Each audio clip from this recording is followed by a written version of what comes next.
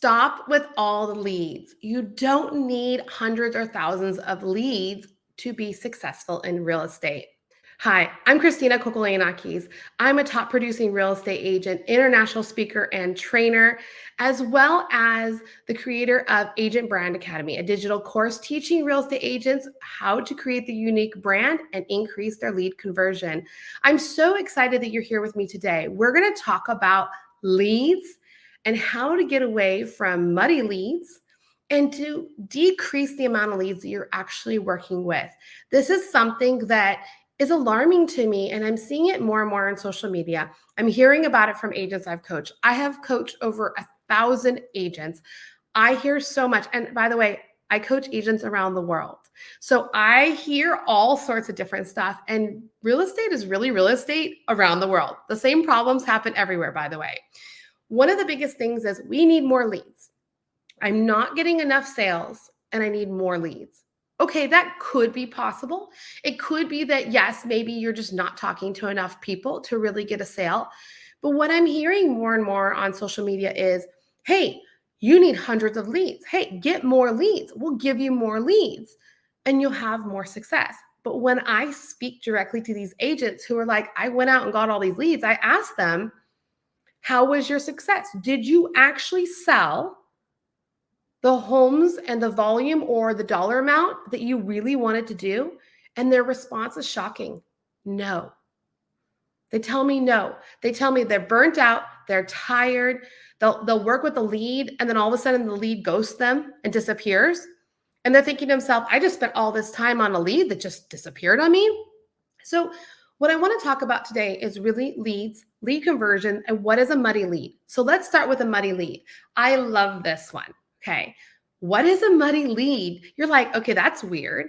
Well, a muddy lead is a lead that comes to you, and maybe you're paying for it. Most of the time, you're going to pay for it from other companies, from Zillow, from Realtor.com, from all these different places. And why do I call it a muddy lead? I call it a muddy lead because they've talked to so many different agents already that when they come to you, if you've ever had this experience, I have in the past when I used to work with these kind of lead sources, they don't even know where they called or where they put their information and who you are. They have no clue. And what happens is when you work with muddy leads, they don't have commitment with you. They don't trust you. They just see you as somebody they hope can help them buy or sell. But at the end of the day, if somebody else comes in their world and they think that's better, they'll leave you very quickly. And so I caution a lot of real estate agents about working muddy leads and making sure that they are really looking for leads that are right for them versus just having mass amounts of leads. Now, think about your time. In real estate, we don't get paid per the hour, right? We get paid at the end of the transaction when everything closes. So if you're working with a lead who doesn't trust you, who's not committed to you, who's muddy, who's talking to a ton of different agents, and you put all your time, if they're not moving forward with you and closing a deal with you, you don't get paid for your time. So I always tell real estate agents, you have to be aware of that. And it's important to understand, is it a muddy lead? Now, I'm going to tell you something that might be surprising after I said all of that. Muddy leads can convert. Muddy leads can still become a great client for you and can still close a transaction. I have done it. Okay. So it can happen, but you can't look at these leads and just say, oh, they're going to close a deal with me and I'm going to move forward. I'm good. I'm counting it as a deal because they're not committed. Now, if you have a brand and you're showing them who you are and that you're the expert, how you're going to guide them through the transaction, how you're going to give information step by step, how you're knowledgeable and your success rate. Even if you're brand new, you can still show them so much stuff. Then you convert them. They sign an agreement and they move forward with you. And that's awesome when that happens. So we want to be cautious of the muddy leads. If you are like, hey, I'm totally down with like working on these leads to try to convert them, go ahead, but be cautious, because if you're spending all your time with the muddy leads and you forget the ones that are actually committed and want to work with you, which I see happen a lot, you lose them too. And what happens is 3 months go by and you're still like, I haven't made a sale. What's going on? I have all these leads and I have nobody actually closing a transaction with me. So what's really important, every thought, every step needs to be, I need a sale. At the end of the day, we are real estate agents. And I hear this from real estate agents all the time. I don't want to sound salesy. I don't want to have commission breath. I don't want to feel like I'm making them do something. And you shouldn't have to. You should never force anyone to do anything they don't want to do. I do not agree with people who say, oh, they should work with me. It's like, it should be an agreement. But at the end of the day, you are making sales, because if you don't sell a home, you don't make any money. So when I'm coaching real estate agents, one of the biggest things I tell them is this. In the back of your mind, you need to think to yourself, I need to make a sale.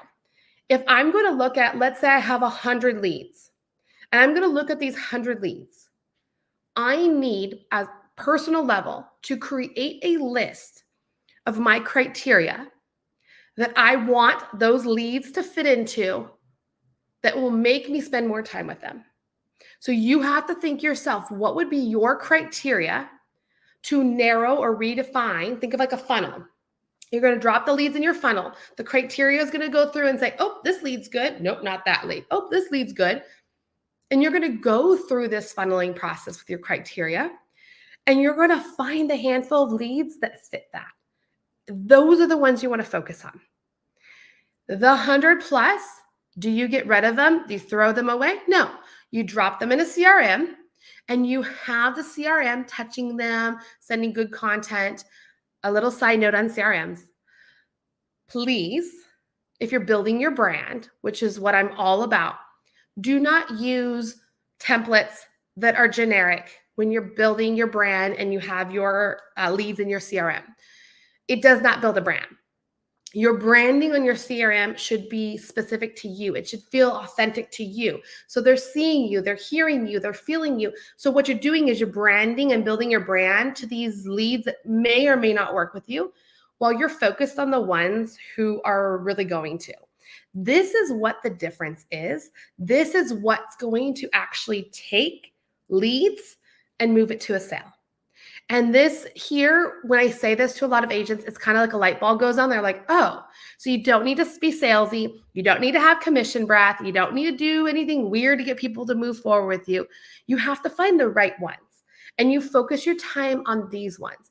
So here's an example. I had an agent who reached out to me. She's working with me in my course and some other stuff. And she reached out to me personally, and she's like, I know this is weird. I'm kind of reaching out directly to you, but I wanted to see if you would co-work with me on this buyer.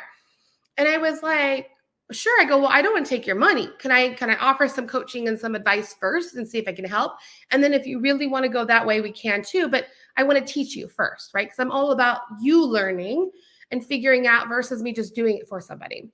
And so she told me, she goes, well, I've never done a luxury home. And I have this buyer that came to me. I met them at, so she met them at an open house. And then she kind of talked to them a little bit. They went away, they came back. And she's like, they're going to buy a $3.5 million home. I've never sold anything that high. I really want to get with them. And I said, great. Can you share with me the conversations that you had? She was putting all her effort on this one buyer because of the price point. She was like, oh man, if I just sell this one home, I'm going to make like $70,000. Like, I got to do that. Like, this is what I got to focus on. But here was the problem. She was spending all her time focusing on them. And when I started reading through her text and having more conversation, I was like, I'm really sorry. I'm going to burst your bubble, but I need to tell you this. And she's like, what? I go, they're not committed to you. They're not even ready to buy. They are kicking the tires and they're looking around. And you've spent a lot of time with them because you wanted them to buy. You wanted that sale, but they're not going to buy with you right now. And it's not going to be a sale. And then I said, do you have other business? She goes, well, I have these other ones. I go, tell me about those. I go, these 3 are the ones you want to focus on. Like, put your time to that. And she sold 2 of them already. So she was super excited. So don't fall into that trap of, I hope this muddy lead will convert. So I'm going to spend a lot of time on it. If they're not signing agreements, they're not giving you the cues that they're truly committed and they want to work with you. Touch them a little bit, do a little like texting or a little email here, whatever, drop them in your CRM for that follow-up, call them once a month, whatever it is to give a little touching there, but focus on the ones who are actually going to move forward with you. Once you do that, it's important to make sure the little handful that you have, you're guiding them the right way. Okay, I want to bring this up because this is happening with a lot of agents, especially ones that I've coached. When I'm out in trainings, I hear this a lot. AI is a huge, big thing. Totally get it, right? It helps in so many different ways. However, when you're working with leads and you're trying to build that trust, the rapport, right? You're trying to be that expert. I do not recommend using AI to create text messages to have conversations with leads. Okay. If you want to help it refine you in saying something, let it refine it. You read it, you think about it, put it in your own words and put it on there. Because here's what's happening. When you're working with leads and you're using AI to create text messages or things that you want to say, and you're kind of just copying and pasting it to it, they don't feel a connection. There's no emotion. There's no compassion. And I had one agent who was showing me what she was sending. And I was like, are you using AI? And she's like, how'd you know? And I was like, so I sent her some stuff that I just thought about through the conversation she told me they were having. I told her, you refine it your way. Here's what I would say. Refine it your way and send it and see what happens. And she got 2 new leads to start up and actually start seeing homes and sign agreements with her. So make sure when you're working with leads, so you're funneling through, you're taking all this effort to funnel them through to find good ones. You don't want to ruin that opportunity of working with those leads because you're using AI to talk to them and there's no emotion, there's no nothing in it. So just be really cautious about that.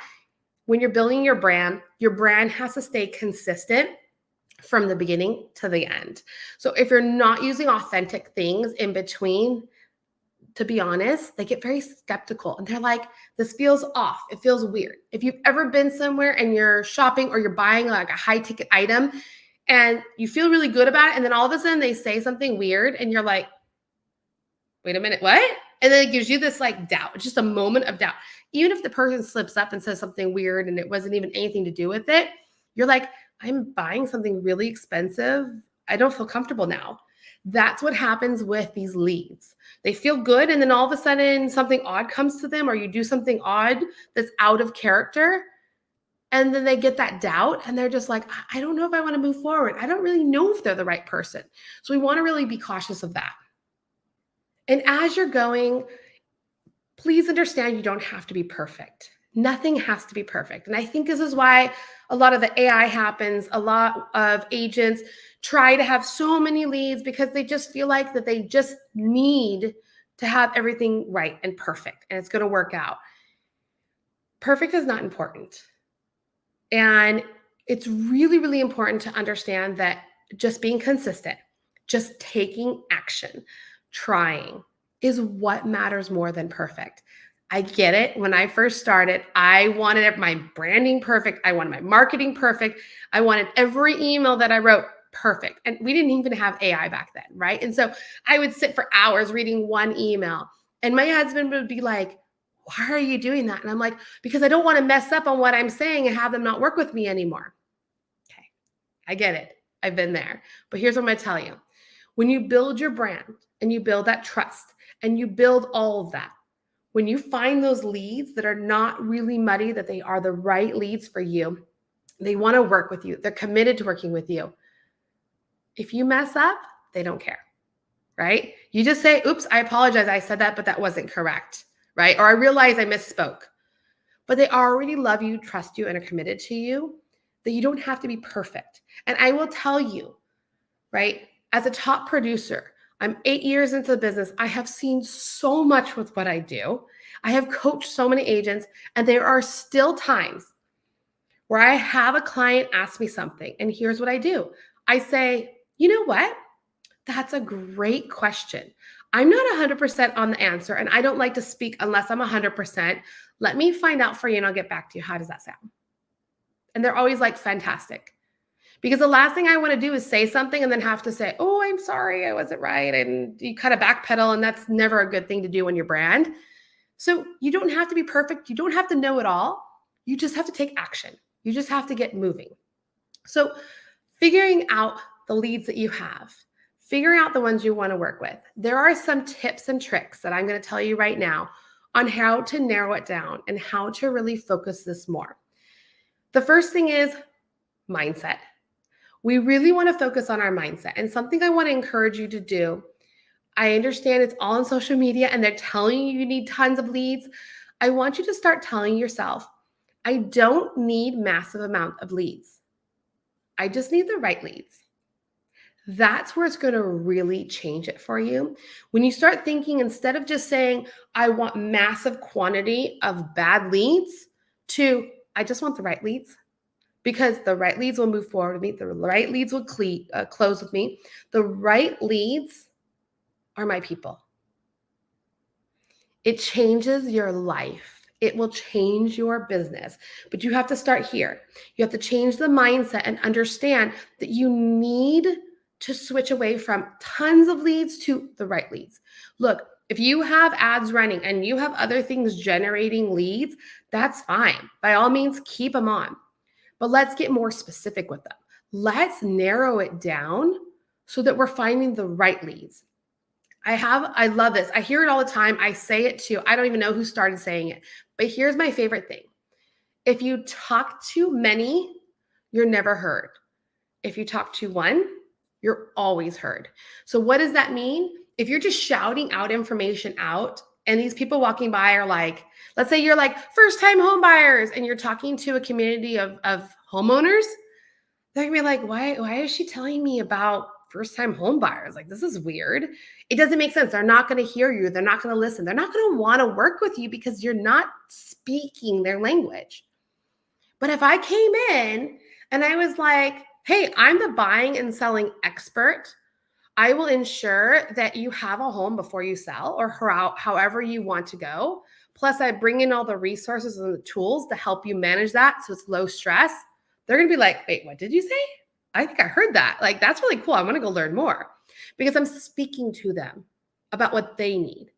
So it's really important to make sure you understand all of that and that you just keep going. And don't be afraid to be perfect. You just want to make it good and keep going and refine it as you go. And remember, failure is okay. We talk about this so much, but failure is okay because every time you fail, you learn. And I had someone say, you shouldn't call it failure. It sounds bad. But I have tried to say it so many different ways. At the end of the day, it is just understanding what it is that you need to do, understanding that you need to change and perfect it. So we talked about mindset. We talked about understanding what it is and how to really interact with the leads and understanding the leads that you want versus just having the mass amount. Now let's talk about the expectation and setting the right expectation with these leads.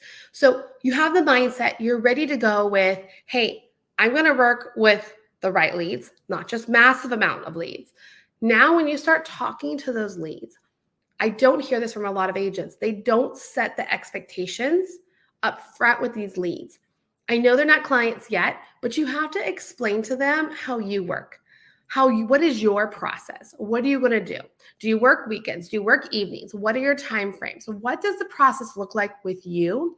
Setting the expectation helps these leads, now that you've narrow it even more if need be, right? You're going to understand now that as you're talking with them, they might be like, oh, well, I really need this. And you're like, oh, I don't really do that. And then you can make the decision, do you want to do that for this lead? Or do you want to say, I don't really do that? Is that a deal breaker? Right? So setting the expectation and having a conversation with them is going to make sure that these muddy leads that you have narrowed down into to the leads that are right, are they still right? So we're narrowing it down a little bit more. And what this does is when you set the right expectation with leads that you want to work with, again, You're building trust, you're building rapport, you're building the expectations, and they know what they're going to get, and you know they're on the same page as you. And this all leads into them signing an agreement. You want to make sure that they're willing to move forward to signing an agreement with you. I remember I was in Greece training real estate agents last summer. And I got this question because they don't sign agreements to work together, and they are working with hundreds of leads that never pan out. And so they're just always running leads. They forget to connect with leads. It's a big problem out there. And someone was like, well, I'll have no business if I only work with people who sign an agreement.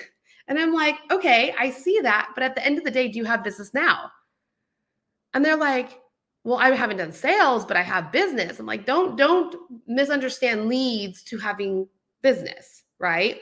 If they're not committed to you, you can't count that as business. You don't know if they're going to move forward. And even, by the way, just because they sign an agreement doesn't mean they will buy with you. I had sellers, they're sellers and buyers. I have a listing agreement with them. I have a buyer agreement with them. Something came up in their marriage. They decided to pull back, and they were like, we need time to just work on our marriage right now. We'll sell in a little bit. So it doesn't mean just because they signed, they're going to sell with you and you're going to make a sale, but they're more committed to you than somebody over here who won't consider it, who won't even have a conversation around it. So it's really important to make sure that when you're building your brand, when you're thinking about who you want to be and how you want to show up in the world, you need to also look at the leads that you're working and understand that if you want to work a 15-hour week, make the money you want to make, whatever that is, you have to get real about leads. We can't keep thinking that we need more and more and more leads. How about instead we get the right leads?